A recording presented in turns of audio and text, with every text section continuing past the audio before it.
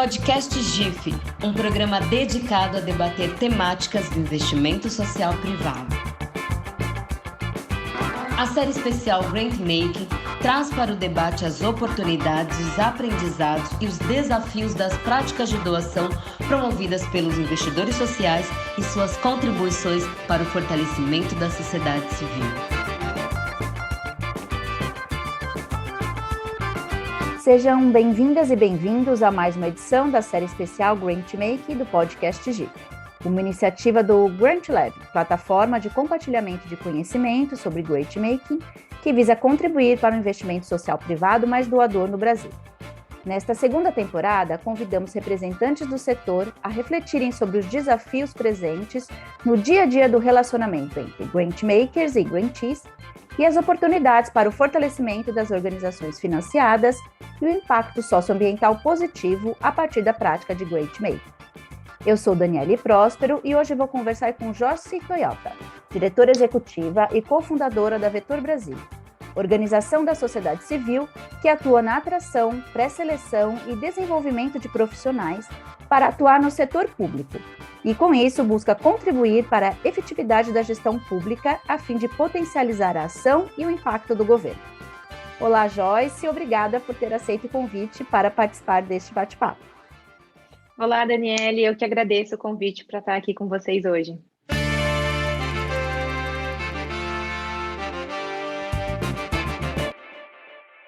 Joyce, para começar a nossa conversa, eu gostaria que você contasse um pouco mais sobre as motivações para a criação da Vetor Brasil, como vocês têm atuado na ponta e como têm sido financiados nesse tempo. Conta um pouquinho para nós. A gente começou o Vetor lá em 2015, com a ideia de que a solução para grandes problemas do Brasil passam pelo setor público, mas não necessariamente o setor público tem se mostrado capaz de enfrentar esses grandes desafios. E a gente acredita que para a gente aumentar a eficiência do gasto público no Brasil, a gente precisa das melhores pessoas, das pessoas certas no lugar certo.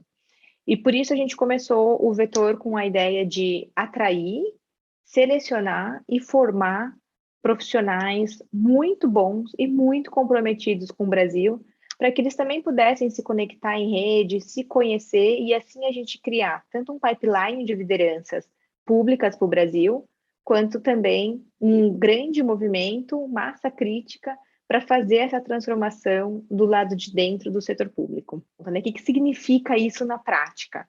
A gente tem hoje diversos programas, diversos produtos em que a gente atua. O nosso primeiro programa foi o Trainee de Gestão Pública, que foca em jovens que estão no início da sua carreira. A gente fala para jovens de altíssimo potencial, que se eles querem transformar o Brasil, querem contribuir, querem mudar o nosso país, o setor público é um lugar legítimo para fazer isso, porque tem escala. Hoje, 80% da educação no Brasil é pública, 75% da saúde é pública. O governo tem recursos. A gente está até aqui no GIF falando sobre filantropia, sobre doação. Se a gente juntar tudo que a gente doa no Brasil e mesmo que a gente consegue trazer de fora do Brasil, isso ainda é um valor muito pequenininho, irrisório comparado com o orçamento do governo para implementar ações de impacto social com a sociedade. E o governo tem a legitimidade e tem a responsabilidade de acordo com a nossa Constituição. Então, a gente fala, para que as coisas realmente sejam muito grandes, em algum momento elas têm que ir para o setor público e a gente tem que conseguir transformar essa grande massa. Esse é o nosso discurso nessa conversa para atrair pessoas profissionais para trabalhar do lado de dentro do governo. Estava comentando do nosso primeiro programa, que é o Trainee de Gestão Pública. A gente trabalha com jovens, a gente atrai esses jovens que estão saindo da faculdade, no seu primeiro emprego, para trabalhar em governos do Brasil todo. A gente hoje, na nossa primeira turma em 2015, tinha 12 participantes. Hoje, no acumulado, a gente está chegando perto de 800 participantes ativos ou que já concluíram o programa.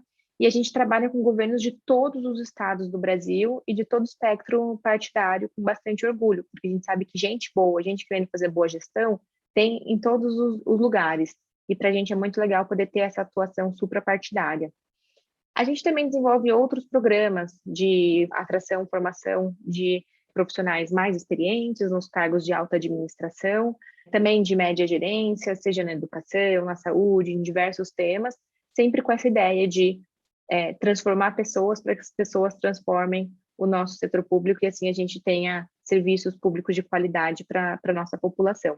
A gente é uma ONG, né? Então, desde que a gente começou, a gente sempre foi financiado por doações, e principalmente doações de filantropia estruturada. Então, poucos e grandes doadores. Mais recentemente, a gente começou também a fazer parcerias com governos com transferência de recurso. A gente começou no ano passado, isso representou no ano passado cerca de 20% do nosso orçamento. E também começamos a diversificar as nossas doações para receber doações de pessoas físicas, de indivíduos que têm esse interesse na gestão pública, mas que não conseguiam se conectar, encontrar as organizações dentro dessa causa. A gente percebeu que existia uma procura ativa e aí a gente começou também a organizar um programa de doação de pessoas físicas, mas que ainda é bem pequeno no vetor. Joyce, você falou sobre algumas ações que foram mudando aí ao longo desses 7 anos em relação à própria parceria, né, conexões e financiamento. Em relação aos programas e projetos também, vocês alteraram, mudaram a partir de aprendizados ao longo desse tempo? Muito. A gente foi evoluindo muito, tanto na forma como a gente faz o que a gente faz, né, tendo feedback dos governos, dos participantes dos nossos produtos, como também mudando a forma como a gente trabalha com os nossos apoiadores, com a filantropia.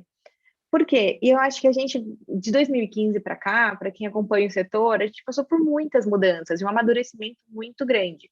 Então, no começo, a gente tinha uma relação com os próprios doadores que era mais distante. E hoje a gente vê que tem muitos doadores que estão interessados na causa, estudam a causa, se aprofundam mais e que a gente consegue compartilhar mais aprendizados, objetivos comuns, entender essas estratégias conjuntamente, e isso também é um feedback para a gente alterar os nossos programas. Por exemplo, uma mudança muito grande que a gente está fazendo no vetor, dado o que a gente tem de aprendizados com os doadores e com os governos e participantes dos programas, é que hoje a gente está criando uma frente específica para produtos digitais no vetor. Por quê? Uma vez que a gente fez os nossos programas, a gente percebeu que existia uma demanda grande. Então, a gente começou a crescer. Eu vou fazer a atração de mais pessoas, vou selecionar mais pessoas e vou formar mais pessoas. E a gente olhou para isso e pensou, para eu aumentar a minha escala, eu tenho que aumentar a minha operação. Isso é insustentável no longo prazo. Eu nunca vou conseguir ter uma operação tão grande para atender todos os governos, para selecionar todas as pessoas. A forma de eu ter escala é empoderar o governo para que o governo seja capaz de fazer isso. E quando a gente fala isso, muita gente pensa em formação. Eu tenho que dar um curso para a pessoa do governo, que é válido, é uma forma mesmo. Mas, além disso, complementar a isso, a gente também vê a necessidade de empoderar o governo com ferramental para fazer a sua gestão de pessoas de forma eficiente. E ele não tem no mercado. A gente fala, se você abre uma padaria, você pode comprar um sistema de gestão online pronto, super fácil para gerenciar o que você faz. Se você tem um pet shop, um salão de beleza, você tem esses produtos no mercado. Se você tem uma secretaria de educação, você não tem esse sistema de gestão pronto. E, mesmo assim, a gente cobra a eficiência dos governos, mesmo sem os governos terem as plataformas, as ferramentas para fazer essa gestão eficiente. Então, a gente começou a criar produtos digitais para atender um número maior de governos, num custo muito mais baixo para a gente, de uma forma muito mais eficiente para eles. Um exemplo de um produto digital que a gente está fazendo agora é uma plataforma para apoiar a seleção de diretores de escola.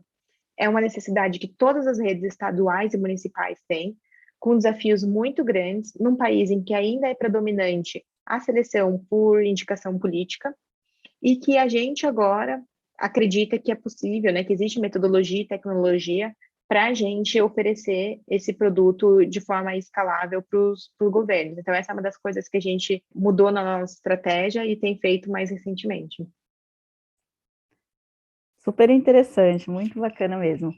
E Joyce, nós temos falado justamente nos episódios anteriores do podcast sobre essa relação entre financiadores e organizações financiadas.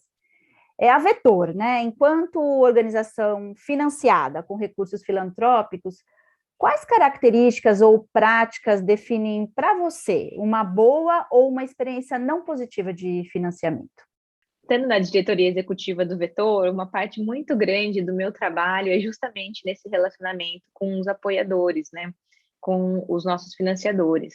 E o que eu venho vendo mais recentemente é que essas práticas têm melhorado muito, assim, nossas relações. Então, o que eu via muito antigamente, até vejo, acho que um pouco hoje de experiências que não são tão positivas, é a gente entrar numa relação de fornecedor com o doador. Então, o doador vai lá e fala: olha, eu tenho uma missão, eu quero fazer isso, eu vou te contratar para você fazer isso aqui para mim. E eu falo: isso é legal, é válido, legítimo, tá tudo certo. Mas não é um papel de uma ONG. Se eu fosse para atuar dessa forma, a gente teria um CNPJ com fins lucrativos, que seria uma outra consultoria que vai lá e faz o que você manda. A ONG também está tentando resolver um problema e também quer entender o papel dela no ecossistema, assim como o doador tem que entender o papel dela no ecossistema. E a gente tem que poder fazer isso em parceria para que juntos a gente tenha um ecossistema vibrante que possa resolver esse problema. Porque não é um doador que vai resolver o problema sozinho, não é uma ONG que vai resolver sozinha. E essa relação de fornecedor, ela tem várias coisas, né? Ela entra numa discussão sobre negociar valores. Ah, então me dá sua planilha de custos totalmente aberta, eu vou tentar cortar custos dentro da sua organização, porque eu de fora vou conseguir fazer isso melhor do que você que está vivendo no dia a dia. Então a gente entra numas discussões que são bastante improdutivas, ou mesmo cobranças de meta, né? Então, a gente definiu que a meta do indicador X é 72%. E você chegou em 71 a 72, aqui eu sou focada em resultado, então eu não vou renovar com você. Falo, gente, a gente está fazendo uma coisa que é 100% inovadora. Então, quem definiu que era 72 fui eu e você, com absolutamente zero experiência a respeito disso, porque ninguém nunca fez isso antes. Então, quem definiu que era 72 sabe mais do que quem fez e chegou em 71. Talvez a meta devesse ter sido 65 e a gente passou. Talvez a meta devesse ser 90 e talvez a gente nem deveria olhar para esse indicador, mas a gente está olhando. Então, eu sinto muitas vezes uma pouca abertura para a inovação. E até recentemente, um fato curioso foi que a gente estava fazendo fundraising com uma organização que no final decidiu que não ia nos apoiar. E aí a gente pediu um feedback, como a gente sempre pede, e a organização foi muito transparente. Eles falaram pra gente: eu não vou apoiar porque vocês são muito inovadores.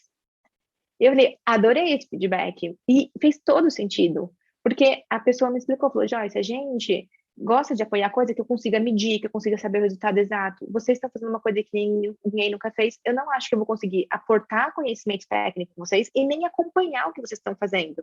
Então é melhor a gente nem começar essa relação, mas vai lá, levanta dinheiro. Quando esse negócio estiver rodando, funcionando, e você precisar de dinheiro para escalar só, para crescer, vem me procurar de novo, porque eu tô... Então, gostei, achei super transparente, super legal. O que não dá é para entrar nessa relação e tentar fazer uma coisa inovadora com uma cabeça pouco inovadora, que não tem essa abertura. E a outra coisa que eu vejo muito, assim, de experiências que são muito positivas, é de aprendizados conjuntos. Então, eu falo assim, ó, se a gente tiver uma relação de cobrança, a minha tendência, eu sou uma pessoa humana, um ser humano, a minha tendência vai ser esconder de você meus erros. Mas agora que a gente está criando as bases, criando as coisas, a coisa mais valiosa que eu posso dar para você, meu doador, não é o resultado do impacto do que eu estou fazendo, que é pequenininho ainda. É o meu aprendizado. Porque junto a gente vai aprender como resolver esse problema, a gente vai aprender quais são, de fato, os gargalos, as oportunidades e tudo. Então, se a gente tiver uma relação de confiança, eu vou poder abrir para você: olha, eu fiz isso deu errado, eu fiz isso deu certo, eu acho que a gente errou aqui, aqui, aqui. E eu acho que isso é melhor para todo mundo, para o ecossistema como um todo. E eu também tenho visto muito mais abertura dos doadores para ajudar com coisas que não sejam só o apoio financeiro, que é fundamental, obviamente, mas que também pode ser potencializado com outras ações. E vocês têm conseguido vivenciar essas novas experiências de relação aí na Vetor? Temos. E eu acho que é recente, e a gente vem buscando isso muito. Uma outra coisa que a gente também tem feito no Vetor é chegar agora no começo do ano e falar com muitos doadores nossos assim, ó, me conta qual é a sua estratégia, qual é o seu planejamento para esse ciclo, para esse ano. Aí eu falo: deixa eu te contar o meu e vamos junto mostrar e ver onde tem sinergia. Porque se a gente tem sinergia em várias coisas, a gente não está falando de uma doação para um projeto, a gente está falando de uma doação institucional. Então vamos criar isso mais no longo prazo de uma forma muito transparente. Tipo, eu te ajudo a alcançar a sua missão assim, a gente se ajuda aqui, e nesse outro tema que você quer olhar, não tem nada a ver comigo, então não vamos ficar forçando a barra aqui também. A gente tem tido mais abertura para falar assim, dessa forma.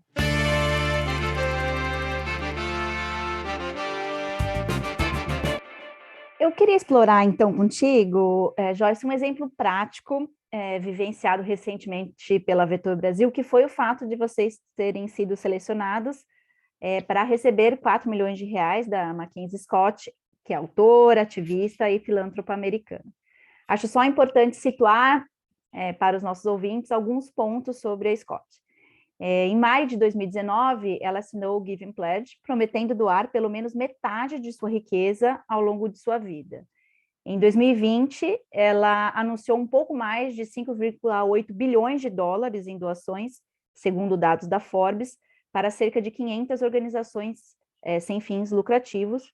E em junho de 21, Scott disse que doou outros 2,74 bilhões de dólares a 286 grupos. Ela é conhecida por realizar doações livres, ou seja, as organizações sem fins lucrativos para os quais ela doa têm controle total sobre a melhor forma de implantar os novos fundos. Antes de mais nada, eu queria saber qual foi o sentimento de vocês ao receber a notícia dessa doação, Joyce. Eu fiquei muito emocionada. Eu chorei quando eu recebi a ligação, porque para mim foi não só um valor muito significativo, essa foi a maior doação que o Vetor Brasil já recebeu, única, né?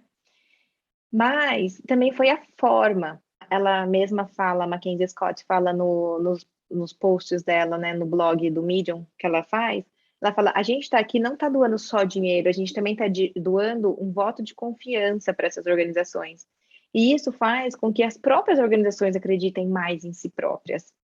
E também porque quando a pessoa da equipe dela que me ligou para contar a notícia, conhecia muito do que a gente fazia.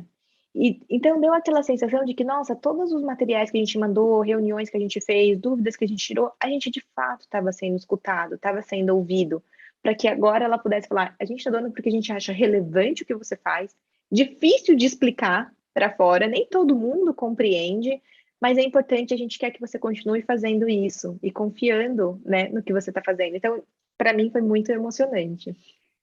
Então, conta um pouco mais sobre esse processo. Como é que foi para vocês terem acesso a esses recursos? Que informações eles solicitaram? Quais foram as etapas? Enfim, é o que todo mundo gostaria de saber um pouco mais sobre esse processo. O processo começou com um e-mail que a gente recebeu de uma consultoria contratada pela equipe da Mackenzie Scott para fazer essa avaliação de potenciais organizações para receber a doação. Fizemos a conversa inicial e eles pediram para a gente uma série de documentos, arquivos e dados. E uma coisa que me chamou a atenção é que eles eram muito organizados em pedir as coisas de uma forma muito clara, e eles sempre falavam assim, olha, me passa do jeito que você tiver a informação. Então, em nenhum momento eles pediram para a gente preencher um formulário no formato deles. Eles pediam para a gente mandar da forma que a gente tinha a informação. Então, para mim foi muito fácil, deu zero trabalho. Era muita, muita coisa, mas deu zero trabalho. Eu pegava as coisas e enviava. E até conversando com uma colega, ela falou assim, será que essa também é uma forma de avaliar a organização? Que é como que ela mesma se estrutura os seus dados, que informações que ela já tem? Porque a gente conseguiu mandar com velocidade num formato que eu acho que estava bem organizado aqui do lado de dentro do Vetor. Então, isso me chamou a atenção. E uma outra coisa, porque daí a gente teve uma conversa, uma reunião para aprofundar alguns pontos, tirar algumas dúvidas, sempre com essa consultoria, e eles deram vários questionamentos, e inclusive alguns questionamentos que, mesmo antes de ter a doação, de ter o anúncio da doação e tudo, já ajudaram o Vetor porque impactaram o planejamento que a gente estava fazendo no final de 2021. A quantidade de informação, eles perguntavam muito sobre nossa estratégia, o que a gente queria fazer. Eu falava assim para o pessoal da minha equipe, a gente vai ser comprado e a gente não está sabendo, porque já começou um processo de diligência aqui dentro. Mas, de fato, eles falam também sobre isso, que a Mackenzie escreve, ela falou, a gente quer ter muita informação e ser muito duro no processo de análise para que depois a gente possa confiar completamente. E não ter que ficar num processo de desconfiança depois que o dinheiro já foi. Que é o que acontece com muitas fundações. Então, ela fala, a gente vai olhar isso antes para saber a equipe, a estratégia e tudo, para que depois a gente possa confiar 100% e ser mais fácil o processo para todo mundo. E, Joyce, qual vai ser o impacto que essa doação vai ter para a Vetor institucionalmente e também no trabalho realizado por vocês? São vários impactos, né? Então, acho que o primeiro é uma questão de confiança mesmo. Porque A gente que está trabalhando com o terceiro setor, muitas vezes a gente fica muito empolgado e feliz com o que a gente faz, e muitas vezes a gente tem aquele momento de baixa, de falar, puxa, eu não estou conseguindo levantar dinheiro, os projetos não estão saindo, os anos da pandemia foram super difíceis para o vetor, então a gente estava num momento assim do tipo, nossa, que difícil, a gente tem que confiar, porque tem mais gente que confia na gente, então a gente tem que confiar mais na gente, e a gente fez até um planejamento muito mais ousado para o ciclo de 2022 a 2024, porque a gente estava com essa energia renovada. Um segundo impacto é a sinalização para fora. Muitas pessoas que nem conheciam o vetor vieram conversar comigo porque viram uma notícia sobre a Mackenzie Scott. Falou, pô, se vocês passaram no crivo da Mackenzie Scott, então vocês são legais, eu acho que vale a pena a gente conversar. E isso ajudou muito e tem ajudado muito a gente ainda. E tanto no Brasil quanto fora. E até fora ela é mais conhecida, porque aqui no Brasil foi a primeira doação que ela fez, né? E internamente para o vetor, os recursos ajudam em diversos aspectos, não só para a gente conseguir ter mais fôlego no nosso caixa, porque esse dinheiro ele é totalmente sem uma destinação específica, então a gente pode usar no que a gente precisar, inclusive nos nossos custos indiretos, que tem doadores que não doam para custos indiretos, diversos ainda no Brasil. Como também a gente vai empregar esses recursos no que para fazer os nossos MVPs, que são os nossos testes de produtos. Porque como funciona? Hoje, se eu tenho uma ideia nova, por exemplo, o produto de diretores de escola que a gente vai fazendo, ou qualquer outro produto, eu tenho uma ideia nova e eu quero testar, eu preciso de, sei lá, 10 mil reais, 50 mil reais para testar, eu tenho que fazer fundraising desses 10 mil reais, 50 mil, porque eu não tenho esse dinheiro em caixa sobrando, eu não tenho, simplesmente. Só que o trabalho para eu fazer esse fundraising de 10 mil reais é o mesmo de fazer um fundraising para 10 milhões. E aí eu tenho que gastar todo esse tempo, fazer isso, para daí conseguir 10 mil, testar, conseguir informação, dados, comprovar as minhas hipóteses, para daí começar o outro fundraising grande. Então, o que a gente vai usar muito esses recursos é para fazer esses testes rápidos, pequenos, ágeis, que a gente tem que fazer agora, conseguir mais informação, a gente mesmo aprender mais, para saber qual é a tese e o design do produto que a gente quer fazer antes de fazer um fundraising de 1 milhão, de 2 milhões, de uma coisa maior para o vetor. Então, isso traz muito mais agilidade, muito mais tranquilidade para isso. E a gente também vai usar isso para ajudar a compor o time, né, a equipe do vetor, em termos de seniorizar e especializar a nossa equipe. Porque a gente fala, pô, a gente tem aqui o problema do ovo da galinha, né? Eu não tenho uma receita, um orçamento muito garantido, então eu não posso contratar pessoas que sejam muito senior, porque elas vão ser muito pesadas no meu orçamento. Agora, se a gente tem um pouquinho de alavanca, eu falo, e se eu trouxer essa pessoa e essa pessoa me ajudar a ter mais impacto, para daí a gente poder conseguir ter mais apoio e, assim, entrar num ciclo virtuoso. Então, a gente também está mudando bastante essa composição da liderança do vetor, trazendo pessoas mais senior para fazer projetos maiores, produtos maiores e engrenar num ciclo virtuoso. E como será o acompanhamento por parte deles, sendo que você mesmo contou que é toda uma base numa confiança, que já vem desde o processo de seleção. Mas eles vão ter alguma forma de acompanhar isso no dia a dia, Joyce? Eles não fazem. E a Mackenzie Scott fala sobre isso no post dela também. Ela fala assim, ó, eu sei que ao doar nesse formato em que não há prestação de contas, muitas organizações vão tomar decisões diferentes das que eu tomaria se eu estivesse responsável por esse recurso lá na ponta. Mas, em primeiro lugar, mesmo quando os doadores exigem prestação de contas e ficam ali em cima elas ainda tomam decisões diferentes do que ele faria. E, em segundo lugar, e mais importante, eu acho que essas decisões são diferentes, são decisões melhores das que eu tomaria. Porque quem está na ponta e quem conhece o dia a dia são as ONGs que estão recebendo o dinheiro, não sou eu. Eu não sei qual é a realidade ali na ponta. Então, eu quero que isso seja aberto e eu quero que as organizações se sintam empoderadas para tomar decisões difíceis, ousadas, de acordo com o que elas acham que é o melhor, porque isso vai ser melhor para o ecossistema como um todo. E eu acho isso muito potente da fala dela. Então, eles não exigem nenhuma prestação de contas. O que eles pedem é uma carta anual compartilhando os resultados para a gente poder celebrar junto e aprender junto com vocês nesse sentido. Então, isso também é muito legal, porque toda vez que a gente recebe uma doação no Vetor, a gente já sabe mais ou menos o quanto que ela vale na realidade, né? A gente fala, para cada real que a gente recebe, tem organização que vale 80 centavos, 70, 50, porque uma parte grande eu tenho que gastar prestando contas para essa organização, né, desse valor. Então, nesse caso, a gente tem desconto nulo. Então, a gente consegue usar melhor o recurso como um todo.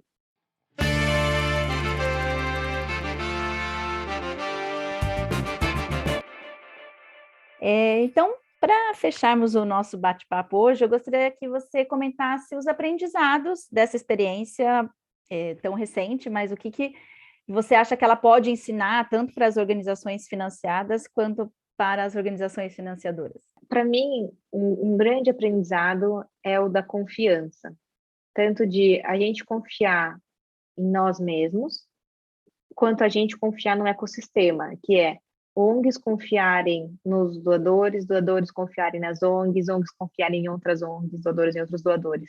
Eu acho que isso tem muito, muito valor.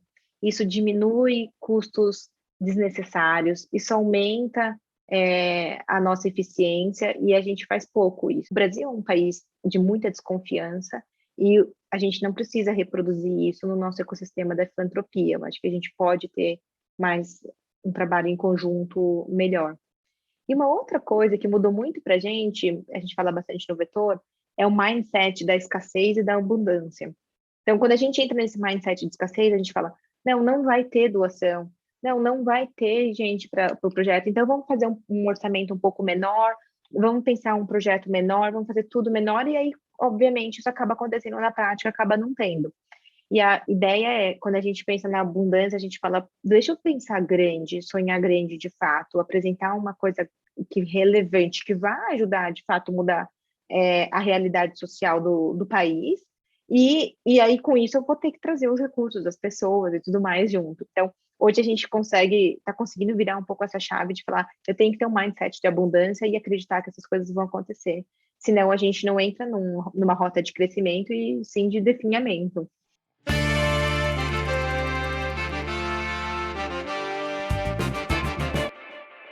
Joyce, eu agradeço, então, muito a sua participação e as excelentes contribuições que você dividiu conosco a partir da experiência da Vetor Brasil. Eu agradeço muito esse papo, adorei o convite, muito obrigada.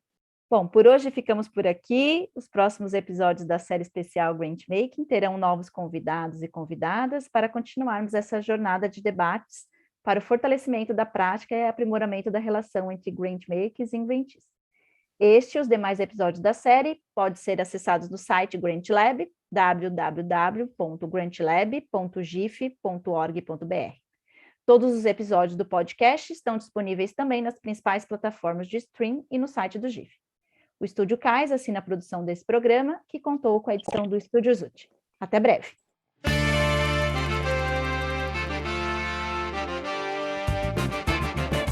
Podcast GIF, um programa dedicado a debater temáticas do investimento social privado. A série especial Grantmaking traz para o debate as oportunidades, os aprendizados e os desafios das práticas de doação promovidas pelos investidores sociais e suas contribuições para o fortalecimento da sociedade civil.